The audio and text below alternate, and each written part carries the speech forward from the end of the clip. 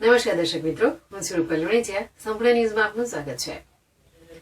ડીસા તાલુકાના સાંડિયા, વડાવલ, છત્રાલા, વહારા, બોડાલ સહિતના ગામોમાં ખેતરમાંથી હેવી વીજલાઇનના પોલ નાખ્યા બાદ કંપની દ્વારા ખેડૂતોને વળતર ચૂકવવામાં ઠાગાઠૈયા કરવામાં આવી રહ્યા છે.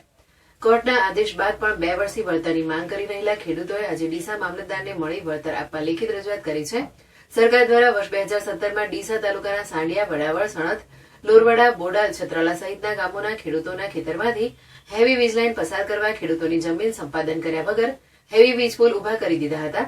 તે સમયે આ વીજ લાઇન નાખતી company Vapi to Lakhimpura transmission company limited દ્વારા ખેડૂતોને વળતર આપવાની વાત કરી હતી, જેમાં ખેડૂતોને 40% રકમ ટ્રાન્સમિશન ટાવરના પાયાનું કામ પૂર્ણ થયા બાદ, 40% રકમ ટ્રાન્સમિશન ટાવર પ્રસ્થાપિત થયા બાદ અને બાકીની 20% રકમ ટ્રાન્સમિશન લાઇનના વાયરો ખેંચ્યા બાદ આપવાની બાંહેધરી આપી હતી.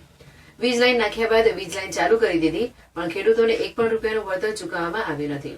ખેડૂતોને સરકારી નિયમ મુજબ જમીન કિંમત પ્રમાણે 1200 રૂપિયા પ્રતિ ચોરસ મીટરનું વળતર તેમજ ખેતી પાક, ફળ વૃક્ષના નુકસાનનું અલગથી વળતર ચૂકવવા રજૂઆત કરવા સરકારના મહેસૂલ વિભાગે તેમજ કોર્ટે પણ આદેશ કર્યો હતો. જોકે તેમ છતાં કંપની આજ દિન સુધી ખેડૂતોને વળતર ચૂકવેલ નથી. જ્યારે ખેડૂતો વારંવાર રજૂઆત કરવા જતાં હાલમાં કંપનીનું નામ બદલાઈને મુંબઈ ઉર્જા માર્ગ લિમિટેડ ન્યૂ દિલ્હી થઈ ગયું હોવાથી હવે કોઈ જવાબ આપતું નથી.